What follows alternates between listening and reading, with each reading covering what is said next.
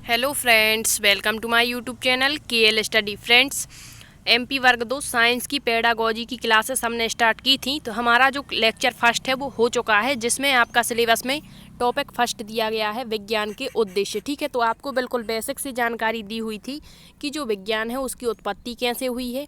इसके बाद विज्ञान के अलग अलग उद्देश्य बताए गए हैं। उच्च प्राथमिक स्तर पर उद्देश्य क्या होते हैं, एनसीईआरटी के द्वारा क्या कुछ उद्देश्य बताए गए हैं, तो ये सारी चीज़ें हम कवर कर चुके थे। ठीक है, आज के सेशन में हम हमारा दूसरा टॉपिक जो है वैज्ञानिक दृष्टिकोण का विकास कैसे किया जाता है बच्चों में, इसके बारे में पढ़ने वाले हैं। ठीक है, तो पहले जो भी हमारे चैप्टर दिए गए हैं उनको हम कंप्लीट कर लेते हैं। इसके बाद जो अदर चीज़ें बचती हैं, अब आपके सिलेबस के अकॉर्डिंग तो सारा कुछ आना नहीं है, क्योंकि यहाँ पर जैसे दे दिया वैज्ञानिक दृष्टिकोण का विकास करना, तो यहाँ पर समझ वाले क्वेश्चन बनते हैं। ठीक है, जो आपकी समझ पर डिपेंड होते हैं।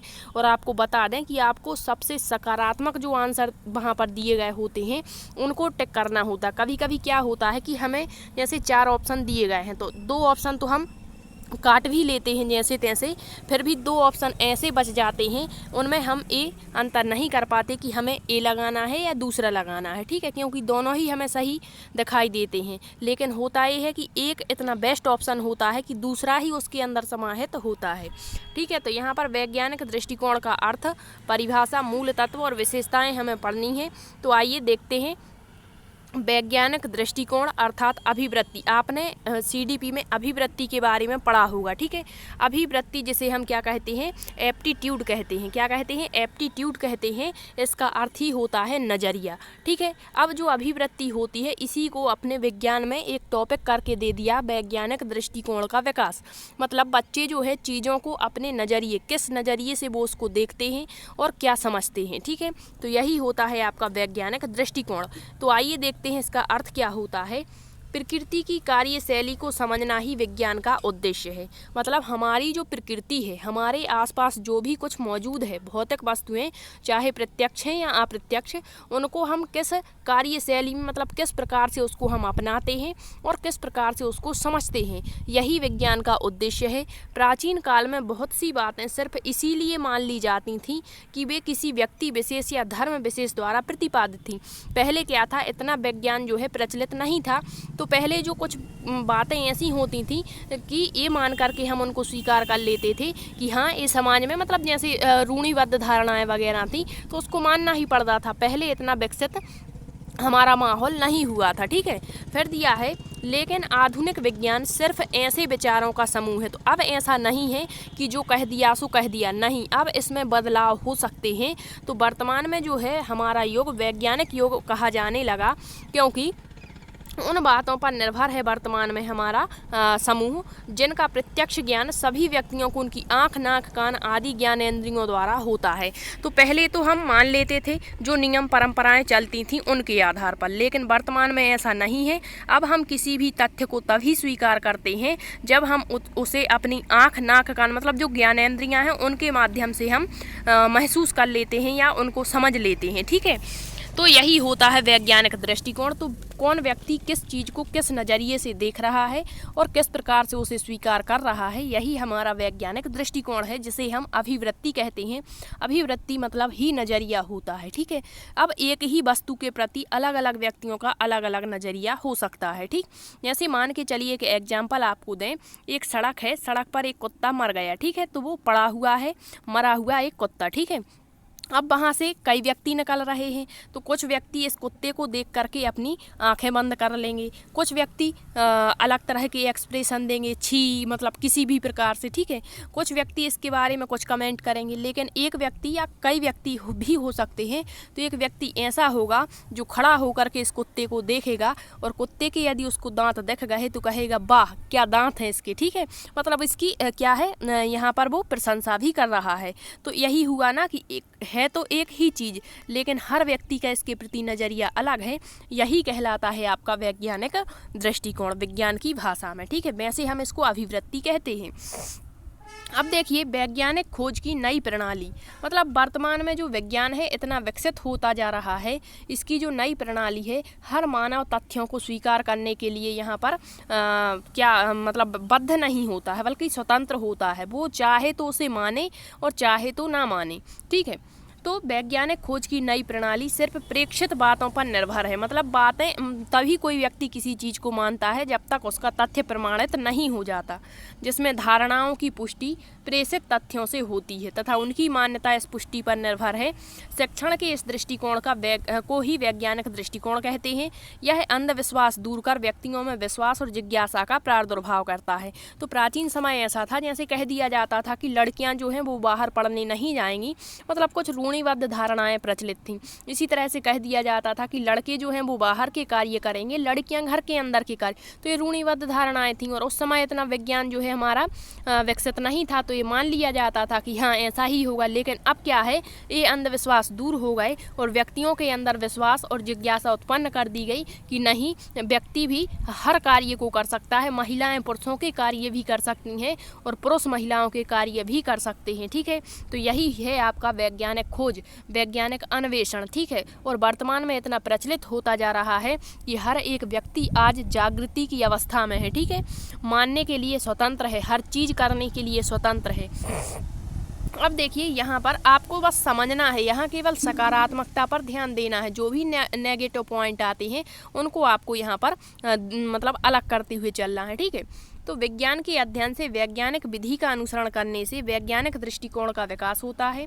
मतलब जो भी वैज्ञानिक विधियां हैं, ठीक है, उनका यदि बालक अनुसरण करते हैं, बालक ही क्या समाज पूरा अनुसरण करता है, तो वैज्ञानिक दृष्टिकोण का विकास ऑब्वियसली होने वाला है। ठीक है, और वर्तमान में व्यक्ति हर जगह विज्ञान को देख रहा है और उसी के जरिए अपने जीवन के तौर तरीके सीख रहा है। रूढ़िगत एवं परंपरागत विचारों से हटकर स्वतंत्र और मुक्त चिंतन की प्रवृत्ति ने वैज्ञानिक दृष्टिकोण को जन्म दिया है। यदि हम पहले के समय में ही जीते रहते तो विज्ञान इतना विकसित ना हो पाता। ठीक है, तो वर्तमान में इतना विकसित होने का कारण क्या है, क्योंकि हमने ही क्या किया है कि जो हमारी रूढ़िबद्ध धारणाएं थी उनसे ऊपर उठ करके और स्वतंत्र रूप से मुक्त चिंतन की प्रवृत्ति को बढ़ावा दिया है, और यही हमारा वैज्ञानिक दृष्टिकोण है।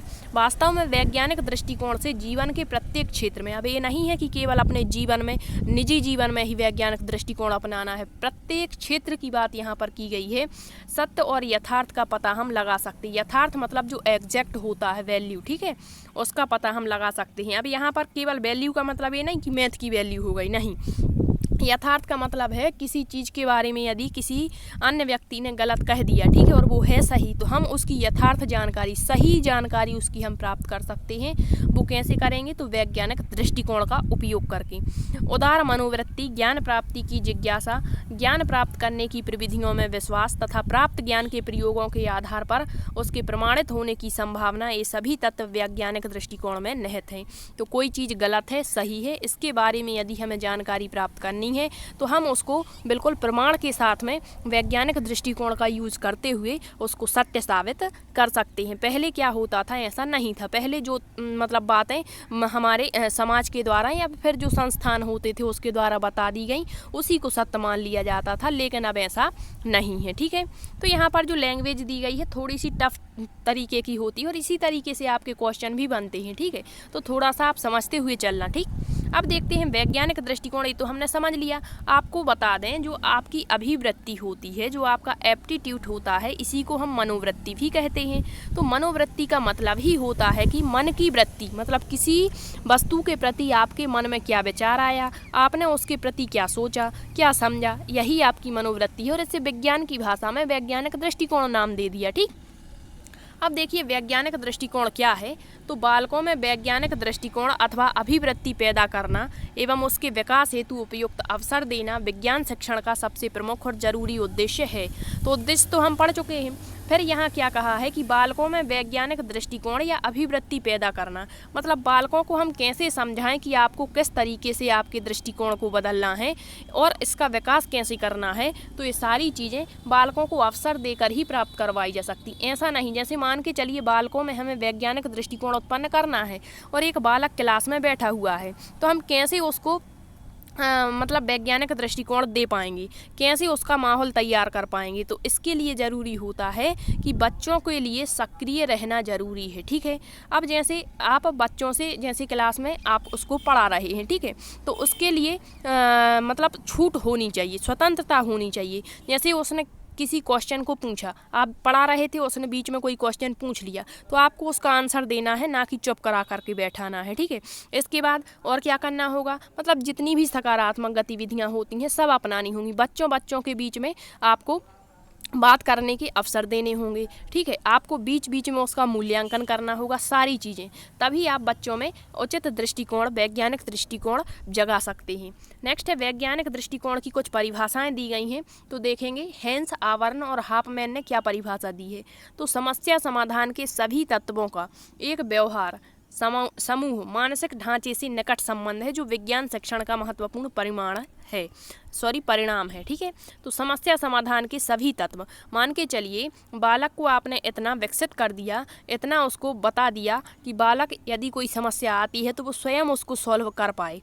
तो यहाँ कहा है कि तत्वों का एक व्यवहार समूह या मानसिक ढांचे से निकट संबंध है। तो बालक समस्या को कैसे सॉल्व कर रहा है, इसमें उसने क्या क्या चरण अपनाए हैं, यही जो है सब आपका वैज्ञानिक दृष्टिकोण के अंतर्गत आएगा, और बालक बता भी पाए दूसरे व्यक्ति को कि उसने इस समस्या का सॉल्यूशन किस तरीके से प्राप्त किया। तो ये परिभाषा किसने दी है, हेंस, आवर्न और हॉफमैन ने। नेक्स्ट है शिक्षा अध्ययन की राष्ट्रीय समिति ने क्या परिभाषा दी है। तो सहज, जिज्ञासा, उदार मनोवृत्ति, सत्य के प्रति निष्ठा, अपनी कार्य पद्धति में पूर्ण विश्वास और अपने परिणाम और अंतिम विचारों की सत्यता को प्रयोग में लाकर प्रमाणित करना आदि गुण वैज्ञानिक दृष्टिकोण के अंतर्गत आते हैं। तो यहाँ पर बस कुछ चीज़ें आपको याद रखनी है। आप देख रहे हैं सारी चीज़ें सकारात्मक पॉइंट में दी गई हैं। सहज जिज्ञासा मतलब बच्चे में स्वयं से जिज्ञासा उत्पन्न होनी चाहिए किसी कार्य को करने की, ना कि उसको फोर्स करना है, ठीक है। जैसे उसको पढ़ना है तो उसकी स्वयं से उसमें पढ़ने में रुचि होनी चाहिए कि हाँ हमें पढ़ना चाहते हैं, ऐसा नहीं कि उसको मतलब फोर्स करके और पढ़ाया, ज़बरदस्ती पढ़ाया जाए, ऐसा नहीं होगा। उदार मनोवृत्ति मतलब उसको ऐसा माहौल तैयार कर देना है उसके आसपास कि वो हर व्यक्ति के प्रति मतलब उचित तरीके से सोचे, समझे और प्रत्येक व्यक्ति के मन की बात को जाने। सत्य के प्रति निष्ठा होनी चाहिए। कार्य पद्धति में पूर्ण मतलब स्वयं जो कार्य करता है उसमें भी उसको पूर्ण विश्वास होना चाहिए, ठीक है। तो ये सारी चीज़ें, तो ये राष्ट्रीय जो समिति है इसने परिभाषा दी है आपके दृष्टिकोण की। नेक्स्ट है अन्य दृष्टिकोण के अनुसार। तो वैज्ञानिक दृष्टिकोण के अंतर्गत पक्षपात, संकीर्णता एवं अंधविश्वासों से मुक्ति। मतलब दृष्टिकोण का मतलब ये है कि परंपरागत रूढ़िबद्ध धारणाओं से ऊपर उठ करके और आलोचनात्मक मनोवृत्ति, आलोचनात्मकता का मतलब ही होता है अपसारी चिंतन, क्या सृजनात्मक चिंतन, ठीक। बौद्धिक ईमानदारी, नव साक्षी की प्राप्ति मतलब यहाँ पर यही कहा है कि रूढ़िबद्ध धारणाओं से उठकर और स्वतंत्र मतलब वर्तमान में जो सोच चल रही है उस पर विश्वास करना चाहिए, यही वैज्ञानिक दृष्टिकोण है, ठीक है। अब देखते हैं वैज्ञानिक दृष्टिकोण के मूल तत्व क्या हैं। तो कुछ मूल तत्व हैं। सबसे पहले जिज्ञासा, ठीक है। तो बालक जब तक जिज्ञासु नहीं होंगे किसी भी चीज़ को जानने के लिए, तब तक वो ना तो वैज्ञानिक क्या परंपरावादी दृष्टिकोण भी यहाँ पर विकसित नहीं कर पाते, ठीक है।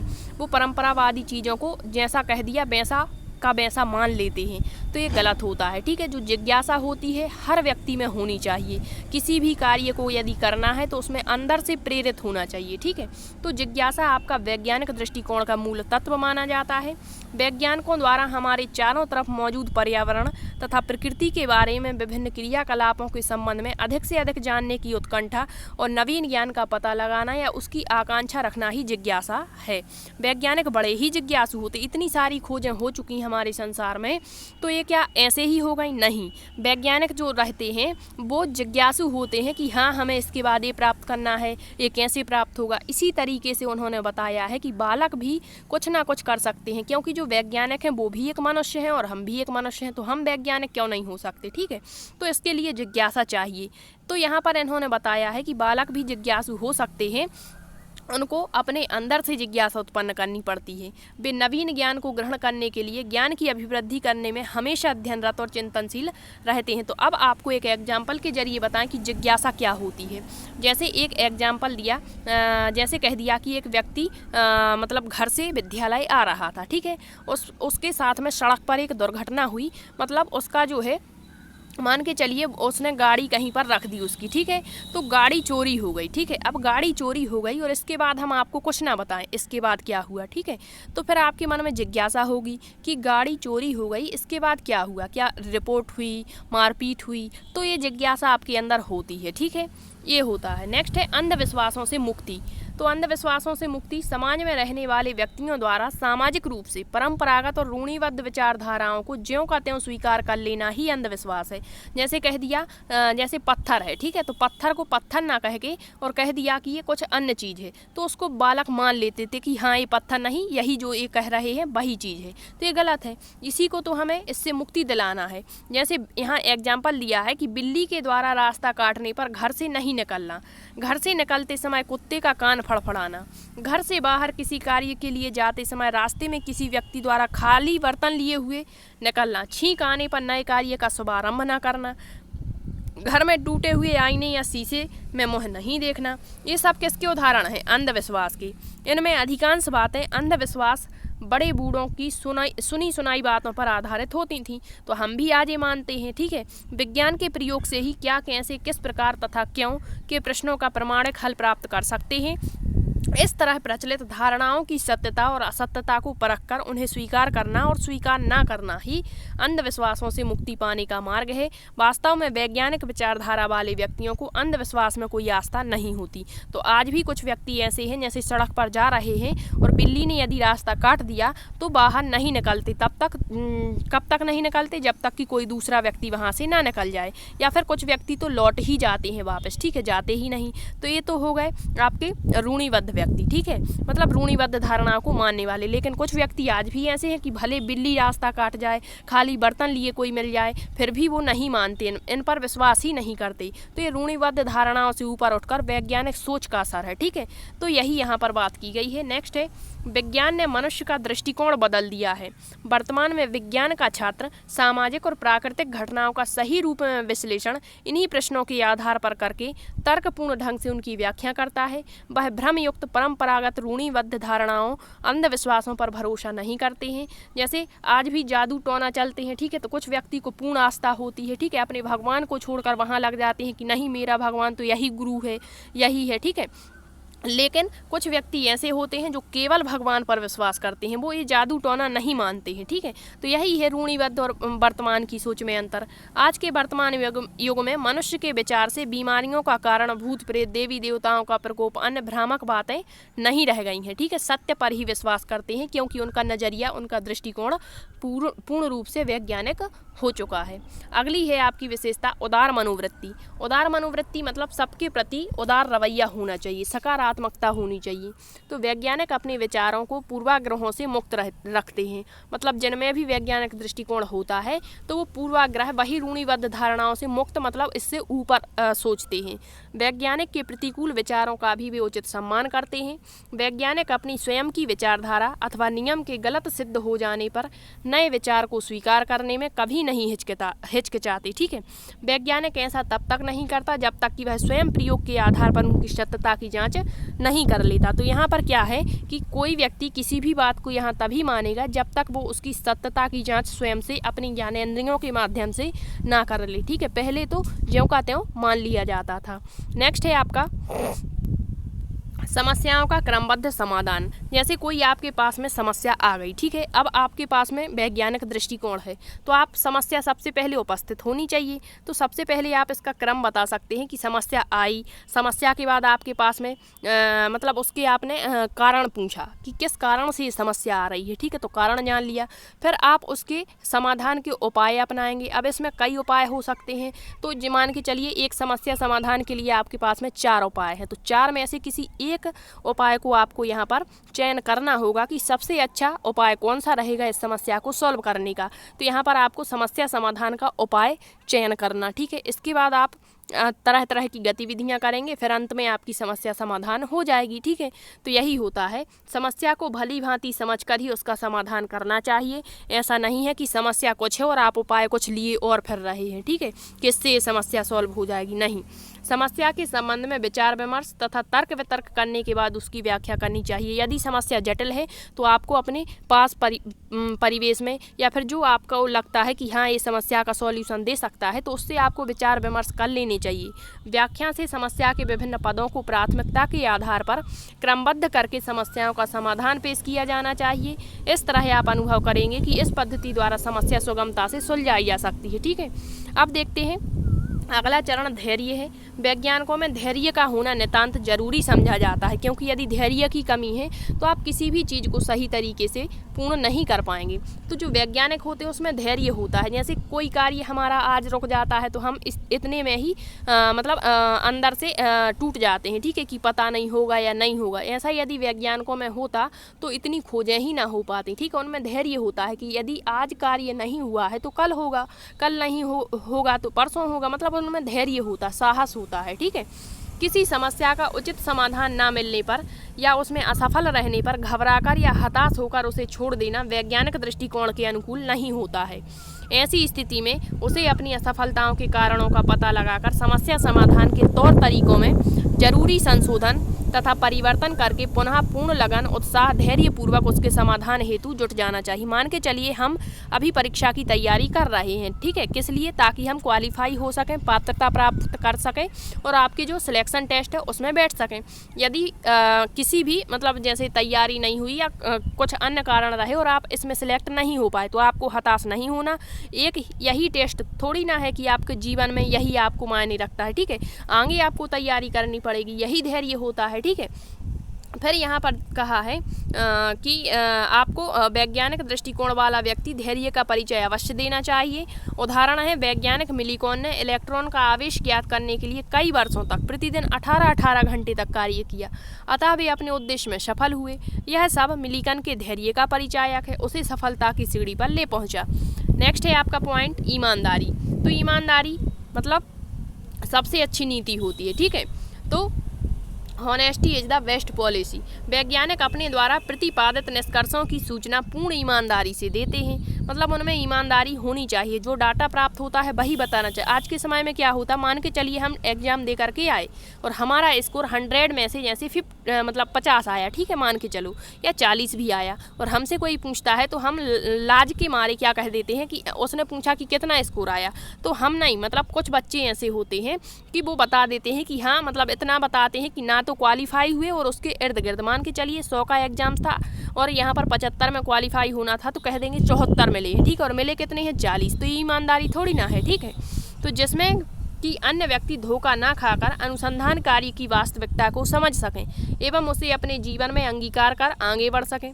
वैज्ञानिक अपने द्वारा प्रतिपादित किए गए निष्कर्षों को अपनी रुचि अरुचि से प्रभावित नहीं होने देते। वैज्ञानिकों की यह बहुत बड़ी ईमानदारी, मतलब जो वैज्ञानिक हैं वो ईमानदार होते हैं तभी तो वो इतनी सारी खोजें कर पा रहे हैं, ठीक है। अब देखिए, इनके अलावा कुछ वैज्ञानिक दृष्टिकोण से संबंधित बिंदु कुछ और हैं। देखिए, कारण तथा प्रभाव में विश्वास का होना जरूरी है, ठीक है, कि कोई चीज़ किस कारण से हुई है और उसका क्या प्रभाव होने वाला है, इसमें हमें विश्वास रखना चाहिए, तभी आपके अंदर वैज्ञानिक दृष्टिकोण माना जाएगा। विज्ञान विषय के विशेषज्ञों द्वारा लिखित पुस्तकों में ज़्यादा विश्वास, मतलब जो पुस्तकें लिखी गई हैं तो उन पर भी हमें विश्वास करना पड़ेगा। वैज्ञानिक तथ्यों के आधार पर निर्णय लेने की क्षमता, वैज्ञानिक घटनाएं जो घटित हुई हैं इसके प्रति रुचि और अंतर्दृष्टि, मतलब आपको इस जैसे मान के चलिए न्यूटन के नियम है, ठीक है, तो न्यूटन के जो नियम है उन पर हमें विश्वास करना पड़ेगा, ठीक है, और अंतर्दृष्टि भी विकसित करनी होगी कि ऐसा कैसे हुआ, ठीक है। तो अपने आप को भी इसमें कुछ करने की क्षमता दिखानी होगी। नेक्स्ट है, निरंतर अध्ययन की आदत होनी चाहिए। जो वैज्ञानिक होते हैं वो वर्षों लगे होते हैं, वर्षों से किसी कार्य के पीछे, तब जाकर के उनको अपनी जो है उपलब्धि प्राप्त होती है। नेक्स्ट है, तथ्यों के संकलन और विश्लेषण की योग्यता का होना, निष्कर्षों की जाँच और पुष्टि करने की इच्छा का होना। विद्यार्थियों में वैज्ञानिक दृष्टिकोण पैदा करने के लिए अध्यापक को चाहिए कि वह विद्यार्थियों को स्वाध्याय, मतलब स्वयं से अध्ययन करने, आसुरचित उपकरण निर्माण करने, प्रायोगिक कार्य एवं समस्या समाधान के लिए स्वतंत्र रूप से अवसर प्रदान करे, अर्थात पाठ्यक्रम, भौतिक सुविधाएं एवं प्रायोगिक कार्य के लिए उन्हें अवसर प्रदान करने के लिए छात्रों में वैज्ञानिक दृष्टिकोण पैदा किए जाने चाहिए। तो आपने देखा होगा वर्तमान की जो शिक्षा प्रणाली है वो बाल केंद्रित ही रखी गई है, क्योंकि बालक उसमें अधिक से अधिक भाग लेगा, पार्टिसिपेट करेगा, तो सारी चीज़ें उसको स्वयं से कार्य करने पर समझ में आएंगी, ठीक है।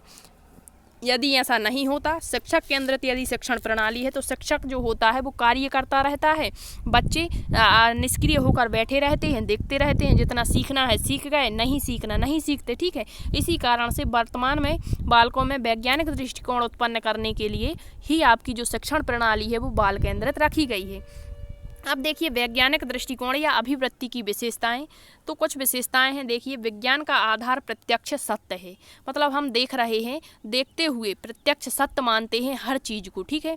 जब तक हम किसी चीज़ को अपनी आँख कान मतलब जो ज्ञान इंद्रियाँ हैं इनके माध्यम से नहीं देख लेते, नहीं सुन लेते, नहीं महसूस कर लेते, तब तक हम किसी चीज़ को सही नहीं मानते। तो वर्तमान का युग वैज्ञानिक युग है और वैज्ञानिक दृष्टिकोण हर बंदे के पास है। नेक्स्ट है, विज्ञान हर तथ्य का विश्लेषण करके फिर उसके प्रत्येक भाग को बारीकी से समझाने का प्रयास करता है। उदाहरण, चुंबकीय आकर्षण किस तरह निर्भर है, ठीक है। नेक्स्ट है, वैज्ञानिक विचारधारा में परिकल्पना का स्थान। जब कभी हम दो तथ्यों को हमेशा एक साथ होते हुए देखते हैं तो तुरंत उनके बीच किसी संबंध की परिकल्पना करते हैं। फिर इस कल्पित धारणा के आधार पर नए दृष्टांतों की खोज जारी रहती है। इस तरह परिकल्पना का उपयोग वैज्ञानिक दृष्टिकोण की एक प्रमुख विशेषता है। मानव मस्तिष्क उस समय तक धारणा नहीं बनाता जब तक कि उसके सारे आंकड़े ना मिल जाएं। प्राप्त आंकड़ों के आधार पर तुरंत वह तथ्यों के संबंध की परिकल्पना शुरू कर देता है। इस परिकल्पना से ही आगे के अवलोकन का मार्ग निर्धारित होता है। तो यहाँ पर ये बात की गई है सीधी सी कि जैसे दो तथ्य हमारे सामने आते हैं तो हम उनमें अंतर कब कर पाएंगे, जब हमारे पास में दो तथ्य होंगे और उनमें पूर्ण रूप से सहमति के साथ में सभी की सहमति होगी, तभी हमें पॉसिबल कर पाते हैं। नेक्स्ट है, वैज्ञानिक दृष्टिकोण पक्षपात विहीन होता है। वैज्ञानिक दृष्टिकोण सिर्फ सत्य की खोज करता है। पक्षपातपूर्ण तर्क एवं संवेगात्मक आसक्ति उसे ग्राह्य नहीं है, सत्य ही उसका उद्देश्य है। तो विज्ञान जो है वो पूर्णतः सत्य को ही स्वीकारता है, ठीक है। नेक्स्ट है, विज्ञान वस्तुनिष्ठ मापकों पर निर्भर रहता है। जिन व्यक्तियों को वैज्ञानिक दृष्टिकोण से प्रशिक्षण नहीं मिला है वे बहुधा वैयक्तिक अंदाज से मूल्यांकन करते हैं, इसीलिए विज्ञान की प्रगति अच्छे मापकों पर निर्भर करती है। नेक्स्ट है, विज्ञान परिणाम या नतीजों की खोज में रहता है। वैज्ञानिक सिर्फ इतना जान लेने से ही संतुष्ट नहीं होता कि चुंबक की आकर्षण शक्ति दूरी के अनुसार कम हो जाती, वरन यह भी जानना चाहते हैं कि इस आकर्षण शक्ति का प्रभाव कितनी दूरी तक कितना रहता है।